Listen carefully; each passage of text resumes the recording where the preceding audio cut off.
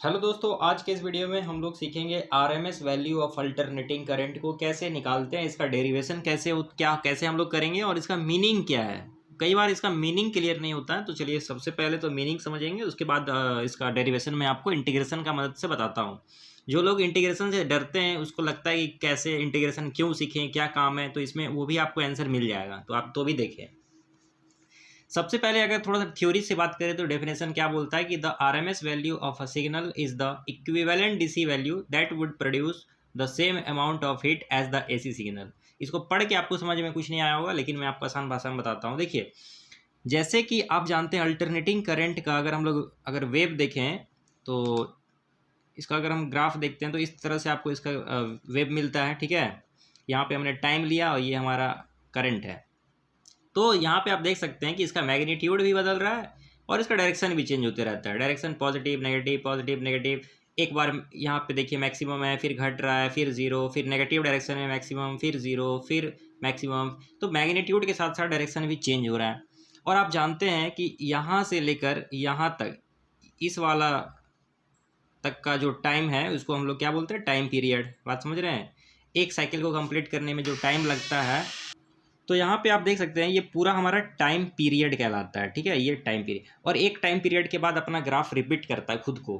तो अब हम इससे पहले एवरेज वैल्यू देखें कि अगर हम लोग अल्टरनेटिंग करंट का एक स्टैंडर्ड वैल्यू निकालना चाहें, मान लीजिए हम लोग एवरेज वैल्यू निकालते हैं, तो यहाँ से यहाँ तक का निकालेंगे तो जितना मैग्नीट्यूड पॉजिटिव डायरेक्शन के लिए मिलेगा उतना ही नेगेटिव के लिए भी है, तो दोनों आपस में कैंसिल हो जाएगा, एवरेज वैल्यू जीरो आ जाएगा। तो हमने क्या देखा, T/2 टाइम के लिए हमने एवरेज निकाला, जहाँ पे हमने T/2 लिया। ठीक है, लेकिन आरएमएस वैल्यू थोड़ा सा डिफरेंट है। इसमें हम क्या करते हैं, पूरे पीरियड के लिए यहाँ से यहाँ तक का जो मैग्नीट्यूड हमको अल्टरनेटिंग करंट दे रहा है, चाहे पॉजिटिव में हो चाहे नेगेटिव में हो, हम दोनों को कंसिडर करेंगे। तो कैसे कंसिडर करिएगा, पॉजिटिव वाला नेगेटिव को तो कैंसिल कर देगा। क्या तरीका है, तो बनाने वालों ने एक बहुत अच्छा मेथड का इजाद किया जिसको बोलते हैं रूट मीन स्क्वायर। मतलब इस जो मेरे को मैग्नीट्यूड मिल रहा उसका रूट मीन स्क्वायर करो, मतलब उसका स्क्वायर करके उसका मीन लो, फिर उसका रूट निकाल दो। तो आपको ये जो प्रॉब्लम आ रहा पॉजिटिव नेगेटिव कैंसिलेशन का, वो ख़त्म हो जाएगा। मतलब बात समझ में आया? नहीं आया? देखिए, अगर हम बोले कि एवरेज वैल्यू हम लोग जब निकालते हैं तो I1 plus I2 plus I3 मान लेते हैं, तीन पॉजिटिव में लिया और तीन नेगेटिव डायरेक्शन में अलग अलग मैग्नीट्यूड ले लेते हैं, I4 I5 I6, और डिवाइड जब करेंगे 6 से तो आंसर कितना आ जाएगा, ज़ीरो। क्योंकि I1 I2 I3 जितना है, I4 I5 I6 भी उतना ही मैग्नीट्यूड का है और डायरेक्शन अलग है, तो कट के ज़ीरो आ गया। तो कैसे हम यहाँ से यहाँ तक का मैग्नीट्यूड को निकालेंगे, तो समझिए क्या करेंगे, इन सब का स्क्वायर कर देंगे। स्क्वायर करो, स्क्वायर करो, इसका स्क्वायर, इसका स्क्वायर, सबका स्क्वायर कर दिया। ठीक है, स्क्वायर कर दिया और एवरेज निकाल लिया। अब इसका रूट ले लेंगे।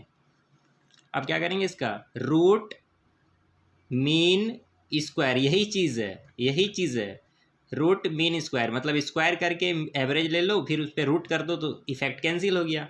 तो यही चीज़ है आरएमएस वैल्यू। अब बताता हूँ इसका मतलब क्या है, सिंपल भाषा में समझिए इसका मीनिंग क्या है। देखिए, जैसे मान लीजिए मैं कहता हूँ एक बैटरी है जो 70 वोल्ट ठीक है आपको प्रोवाइड करता है सर्किट में, तो वो कुछ हीट प्रोड्यूस करेगा। और एक अल्टरनेटिंग करंट है जिसका मैग्नीट्यूड है मेरे पास 100 वोल्ट, 100 वोल्ट का मान लेते हैं, तो 100 वोल्ट वाला भी कुछ हीट प्रोड्यूस करेगा 1 घंटा में, और 70 वोल्ट वाला बैटरी भी कुछ हीट प्रोड्यूस करेगा 1 घंटा में। तो अगर ये दोनों सेम हीट प्रोड्यूस कर रहा है तो हम लोग क्या बोलेंगे, ये 100 वोल्ट है, ये इस सप्लाई का जो मेरे पास सप्लाई है उसका रूट मीन स्क्वायर है। बात समझ में आया? तो ये एक स्टैंडर्ड वैल्यू है जिसका हम लोग इलेक्ट्रिक करंट का टर्म्स में, ठीक है, इलेक्ट्रिकल इंजीनियरिंग में वो सारा टर्म्स को डिफाइन करने में यूज़ करते हैं। ये एक स्टैंडर्ड वैल्यू है जिसमें आप देख रहे हैं पूरा यहाँ से यहाँ तक एक टाइम पीरियड के लिए पूरा मैग्नीट्यूड को हमको मिल जा रहा है आराम से। तो अब यहाँ पे मैं आपको इसका डेरिवेशन बता रहा हूँ कैसे करते हैं। तो हम लोग डेरिवेशन देख लेते हैं कि अपना IRMS कैसे निकालें। तो मैंने आपको बताया कि सबसे पहले स्क्वायर करते हैं, फिर उसका मीन ले लो। ठीक है, नाम है RMS, चलो उल्टा स्क्वायर करो, फिर मीन लो, फिर उसका रूट ले लो। तो रूट ले लेते हैं, रूट का मतलब पावर में हाफ, इतना ही मतलब है ना मतलब। लेकिन हमको इसका इंटीग्रेट करना पड़ेगा क्योंकि आई तो हम लोग बहुत सारा ले रहे हैं ना। अगर ये मेरा वेव बन रहा है, ये मेरा वेव है, तो अलग अलग इस ग्राफ में बहुत सारा पॉइंट लिए, फिर इस पर बहुत सारा पॉइंट लिए, ठीक है, और इसका इंटीग्रेट करेंगे तब ना ये सब मैग्नीट्यूड सब ऐड हो जाएगा आपस में, बात समझ रहे हैं, इसीलिए इसका इंटीग्रेशन लेंगे। तो इस चीज़ को लिखेंगे कैसे, आई स्क्वायर बाई टी, ठीक है, और यहाँ पे हम लोग लिखेंगे डी टी। अब उसके बाहर इसका रूट लेना है, ठीक है, पहले इंटीग्रेशन करना पड़ेगा, उसके बाद रूट लेना है, बात समझ में आया, पहले स्क्वायर फिर मीन किया, इंटीग्रेट करेंगे और रूट ले लेंगे, बस इतना ही काम है। और लिमिट कहाँ से कहाँ तक, 0 से टी तक, क्योंकि मैंने आपको बताया यहाँ से 0 से टी पूरा लेना है इस बार, 1 टाइम पीरियड के लिए, ठीक है। अब इसको सॉल्व करना है, बस कुछ करने की जरूरत नहीं है। आई का आपको इक्वेशन पता है ना, अल्टरनेटिंग करंट का इक्वेशन क्या होता है, I equal to I M sine omega T होता है, जहाँ पे आई बता रहा है इंस्टेंटेनियस वैल्यू को, आई एम बता रहा है मैक्सिमम वैल्यू, आई नॉट से भी डिनोट कर सकते हैं, ओमेगा क्या है एंगुलर फ्रीक्वेंसी, टी है टाइम। तो यहाँ पे आई का स्क्वायर है तो उसके प्लस में हम ये अपना जो इक्वेशन है इसको लिखेंगे, ठीक है, यहाँ पे हो जाएगा आई एम का स्क्वायर, फिर हमारा साइन स्क्वायर ओमेगा टी, और अपोन में मेरा टी है, ये हो जाएगा डी टी, ये हो गया डी टी, और लिमिट रखना है 0 से टी, और उसके बाहर में रूट लगाना है, मतलब पावर में हाफ लिखना है, और इसको सॉल्व करने का काम बच गया। चलिए सॉल्व करते हैं। तो यहाँ पे अगर आप देखिएगा ठीक से, तो ये जो आई ये जो मैक्सिमम वैल्यू है तो कांस्टेंट नंबर होगा ना, इसका कुछ फिक्स मैग्नीट्यूड होगा। इसको जब सॉल्व यहाँ पे इसको रूट, इसको हम लोग इंटीग्रेशन का बाहर ले लेंगे, क्योंकि ये एक कांस्टेंट नंबर है, ये फिक्स वैल्यू होगा। तो आई एम, ये जो चीज़, ये जो टर्म है आई एम का स्क्वायर, इसको बाहर ले लिया। ये जो टी देख रहे हैं आप यहाँ पे, ये जो टी देख रहे हैं आप, इसको भी हम लोग बाहर ले सकते हैं, क्योंकि ये टाइम है, एक नंबर है, तो इंटीग्रेशन का बाहर ले लिए। अब अंदर में क्या बचा, sine square omega T D T, और उसके बाद हमको क्या करना है, रूट लगा देना है। तो रूट हमारा 1/2 पावर में लिख दिए, ठीक है, कोई दिक्कत नहीं है। चलिए अब देखिए हम लोग इंटीग्रेशन करते हैं इस चीज़ को तो हम लोग एज इट इज़ लिखेंगे जैसा दिया हुआ है। छोटा सा थोड़ा स्क्रीन छोटा कर देते हैं। चलिए, तो I am square by T तो एज इट इज़ हम लोग लिख देते हैं। यहाँ पे जब इंटीग्रेशन, देखिए साइन स्क्वायर थीटा का डायरेक्ट हम लोग नहीं कर सकते हैं ना, इसका एक फार्मूला आप पढ़े होंगे कि साइन स्क्वायर थीटा को हम लोग लिख सकते हैं 1 माइनस कॉस 2 थीटा बाई 2। तो इस फार्मूला में इसको तोड़ देंगे, तो यहाँ पे हम लोग इसको लिख सकते हैं 1 minus cos 2 omega T by, क्या हो जाएगा बताइए, यहाँ पे 1 minus cos 2 omega T by 2, और यहाँ पे डी टी लगा दो, और इसके बाद हमको यहाँ पे पावर में हाफ लगा देना है। अब चलिए इंटीग्रेशन कर देंगे। आई एम का स्क्वायर तो बाहर में है, कोई दिक्कत नहीं है। यहाँ पे 1 का जब इंटीग्रेशन करेंगे, है ना, यहाँ पे देखिएगा, पहले तो हम इस 2 को बाहर ले लेते हैं, ये वाला 2 को बाहर ले लो, तो यहाँ पे 2 यहाँ आ जाएगा। तो 1 का इंटीग्रेशन करेंगे टी का रिस्पेक्ट में, डी टी का रिस्पेक्ट में, तो क्या हो जाएगा, टी हो जाएगा, आप समझिएगा क्या हो जाएगा, टी हो जाएगा, माइनस कॉस 2 ओमेगा टी का क्या होता है, साइन 2 ओमेगा टी हो जाएगा, और टी के साथ जो मल्टीप्लाई में उसको डिवाइड करना पड़ता है, ये इंटीग्रेशन करने का तरीका है।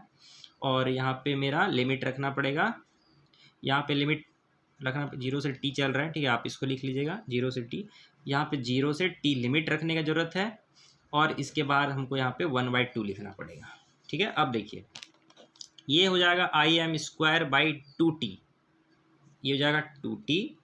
अब एक बार आपको यहाँ पे अपर लिमिट लोअर लिमिट इसमें भी रखना पड़ेगा, अपर लिमिट लोअर लिमिट इसमें भी रखना पड़ेगा। टी में एक बार अपर लिमिट रखेंगे तो कैपिटल टी, और लोअर लिमिट है 0, तो ये एक बार ये हो गया, फिर माइनस लगा के यहाँ से 1/2 ओमेगा को कॉमन पहले ले लेते हैं, और फिर लिमिट रखेंगे, तो साइन 2 ओमेगा टी, तो पहले अपर लिमिट रखो तो हो जाएगा साइन 2 ओमेगा, और लिमिट टी का है तो यहाँ पे टी हो जाएगा, माइनस लोअर लिमिट रखो तो ये हो जाएगा साइन 2 ओमेगा, टी का प्लेस पे 0, और इसके बाद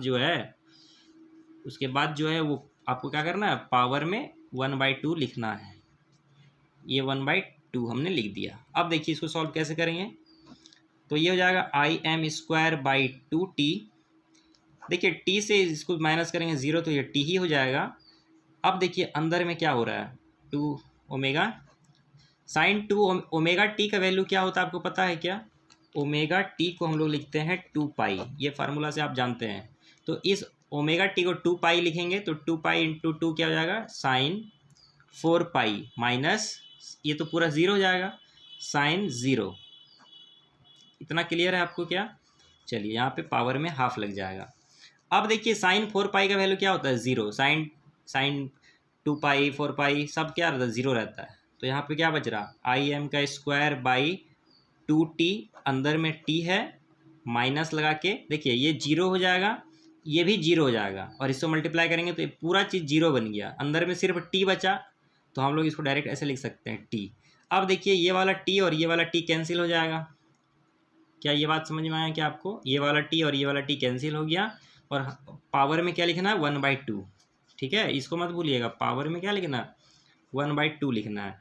तो अब हम लोग जो है इसको कैसे लिख सकते हैं? आई एम का स्क्वायर बाई, हमारे पास नीचे में 2 है, और इसका हमको रूट में ऐसे लिख सकते हैं। पावर में जो हाफ था उसको हम डायरेक्ट यहाँ पे रूट लगा दिए। ठीक है, जब आप इसको सॉल्व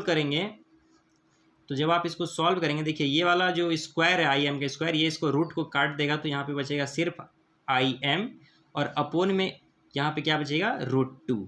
इस बात को अगर आप समझ गए तो आप सब समझ गए। देखिए ये आई एम का स्क्वायर इस रूट को कैंसिल कर दिया, तो यहाँ पे आई एम बचा, और √2 ये 2 के लिए है तो नीचे 2√2। ये जो चीज़ है यही कहलाता है RMS वैल्यू। जब आप इसको सॉल्व करेंगे, यहाँ पे कुछ नहीं तो 1 है, 1/√2 को सॉल्व करेंगे तो एक वैल्यू आएगा जो होता है हमारा 0.707, और ऊपर में क्या बचा है? I am. यही चीज़ मेरा कहलाता है RMS value of alternating current. इसी को बोलते हैं IRMS। मतलब ऐसे आप बोल सकते हैं कि RMS वैल्यू और कुछ नहीं होता है, अल्टरनेटिंग करंट का मैक्सिमम वैल्यू को 0.707 से मल्टीप्लाई कर दो, उसका जो प्रोडक्ट करने के बाद आंसर आएगा वही RMS वैल्यू होता है। तो ये इस तरह से हम लोग इसका जो है डेरिवेशन करते हैं। ठीक है, तो आई होप आपको ये समझ में आ गया होगा। एक बार अच्छे से आप इसको देख सकते हैं। हम मिलते हैं नेक्स्ट वीडियो के साथ। Thank you.